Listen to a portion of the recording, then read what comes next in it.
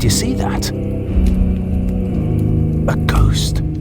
Welcome to Paranormal Pentivity, a show about songwriting, ghostwriting, and everything in between. My name is Nayim and I am your host. Today, we are back with part 3 of the Kaalan K.R. Walker horror story edition of Paranormal Pentivity.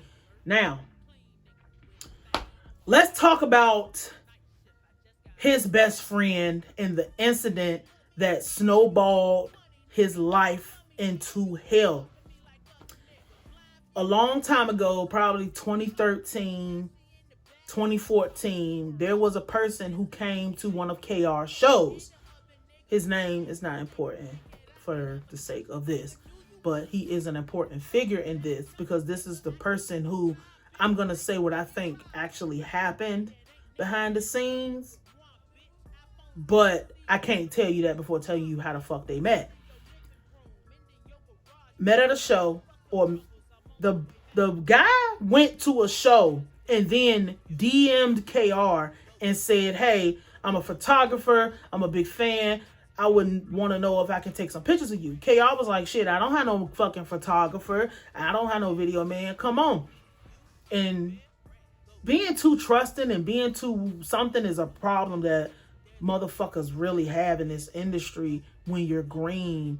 And this industry is any part of dealing with anybody else that is outside of you and your core team. And even with your core team, everybody has to have discernment with dealing with people. But according to KR, he said the dude was homeless and he was doing so much work for him. He told him to come move in with him. And KR had a girlfriend at the time.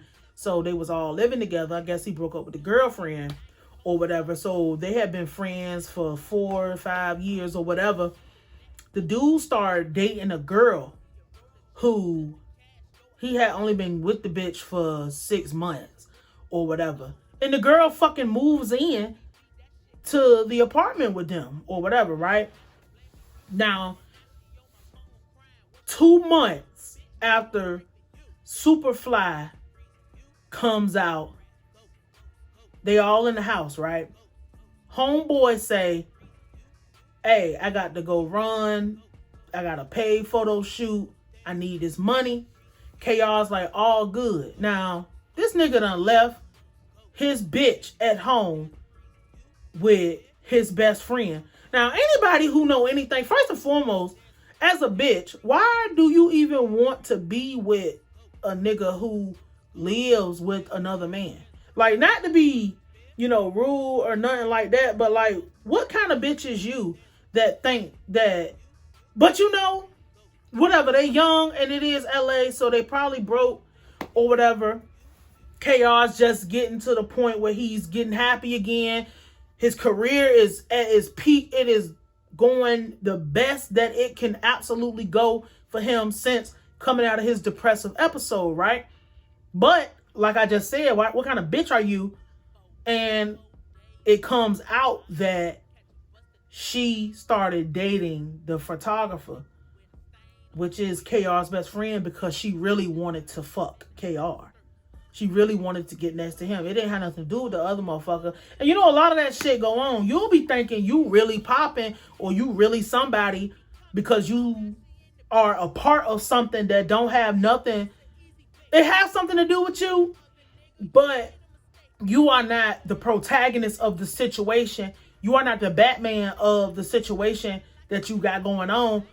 And you will really get in your motherfucking mind that a motherfucker's around you because they give a fuck about you. And that ain't true. A lot of times, it's fucked up, but it's true. Even on levels where people don't know you, but you have something going on for yourself, people will try to get next to you as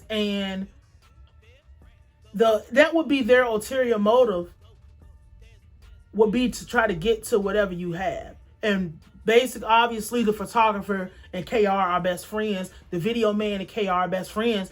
I'm a bitch, so I want to get next to the main nigga, so I got to climb the ranks. I got to build myself up and get up there. So remember I mentioned earlier about having discernment. The photographer goes off. does his job or whatever, or is at the job. The bitch is left at the house with the nigga she really want. She go over to the nigga, talk about some, then the nigga being KR. She go over to KR talking about, oh, I would really love to see how you do your work up and close. Like, I'm fascinated. I'm really a fan or whatever. And this nigga's green as a bitch. Probably no heavy bitch experience in the past. So you don't know anything about a bitch really saying that she's giving you the pass to take her. But you don't know that. You don't know when a bitch is coming on to you because you don't have no bitch experience. So this goof troop ass minded nigga in the moment takes the bitch to the home studio because he do all his mixing, his mastering and this shit. Because keep in mind, a lot of us as songwriters, a lot of us as ghostwriters, we have our own studios because you have to do so much work, or you might have to do something or whatever, then you doing other side shit. So you might not have the money, or you might be so skilled at what you do. All you need to know how to do is work what you got at your house, and it's all. Somebody might need raw vocals or a raw demo. You can get up in the middle of the night, do that, send off, go back to bed, you know? So he takes her into his studio setup. He's showing the bitch how to record, showing the bitch how to mix and master, going through the system and shit. She gets in his face and leans and puts her body on this nigga. And he's like, now he's starting to see what the fuck's going on, not even being able to know, because, bitch, what interest do you have in my music? You go with my man. You shouldn't even really be talking to me, and you should have went with him to the goddamn job. Why the fuck are you still here? You ain't got no goddamn job, bitch. Like, but he didn't see that. Then she finally comes out and talking about, oh, I really, I don't really fuck with him. I really wanted you. I've been wanting you. That's the only reason. Like, this bitch came out her mouth and said that. And before you ask what she is, absolutely, yes, whatever you are thinking, you are right. This nigga lets this girl suck his dick. You let your best friend's girlfriend suck your dick. And in the middle of getting your dick sucked, this motherfucker calls you, which I don't know why. Why is the best friend calling you if he lived there? Maybe he didn't have a key, but he calls you and tells you on the phone, hey, I'm downstairs. Let me up, or some shit like that. You get up, start panicking. The bitch get up. And this is a real story. This isn't make believe. Like, this is real. The bitch start panicking. It's like, are you going to tell on me? Are you going to tell on me? Are you going to tell? And he's like looking crazy. And it's like, oh no, like, I'm not going to say nothing. And she trying to put her clothes on. And my thing is this, like, you betrayed your friend already, because that bitch shouldn't have been even been speaking to you. Like, I'm not no tyrant or no whatever, but you don't have no business speaking to me, bitch, if you go with my friend, and we shouldn't even be together. I don't want to be nowhere alone with my friend's bitch. Like, I just don't. It's no reason. If we not planning a surprise party where this motherfucker's gonna walk in after work, we don't have no business being in this house together by ourselves. But that shows how much you give a fuck. And this is how artists feel. And this is what artists do. Like, I'm just being real about it. If it's not a person of stand up moral or whatever, you gonna have to watch your bitch, because somebody is gonna fuck her if you are not on point and she is not on point. Point blank, period. And if you gonna be one of them people who is gonna be worried about your bitch getting fucked, go ahead and go work. I can't even say at UPS, because nobody is exempt from getting fucked over. Point blank, period. It don't matter how loyal you are. It don't matter what you do. If a person gonna fuck you over, they gonna do it. This motherfucker in the moment did not give a fuck about his friend. You knew who she was. You knew what was going on. It didn't matter what time or however long they was together.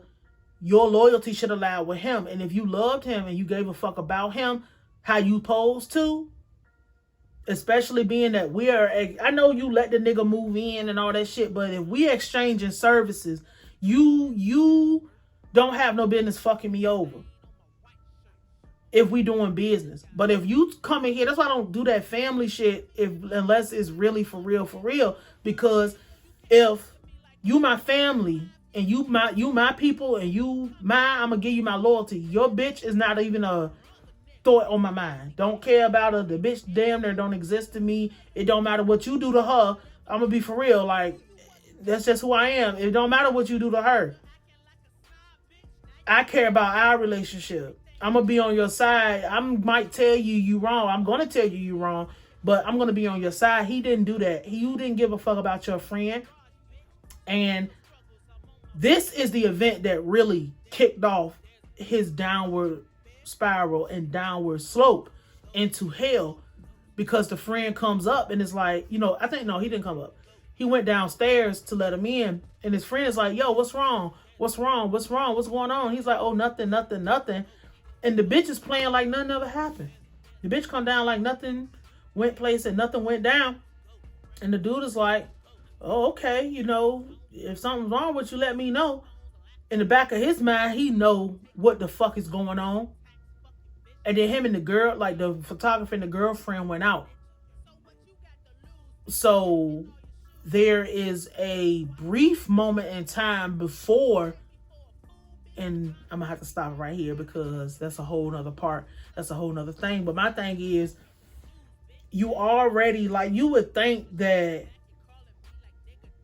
being a person who at this moment you're at your peak, you have reached where you wanted to reach, you're getting there, you still climbing, you still working, and this motherfucker is one of them niggas, like, he was definitely in the bitch DMing her, telling her to come fucking hoes off Instagram, fucking hoes from Twitter, doing every single thing.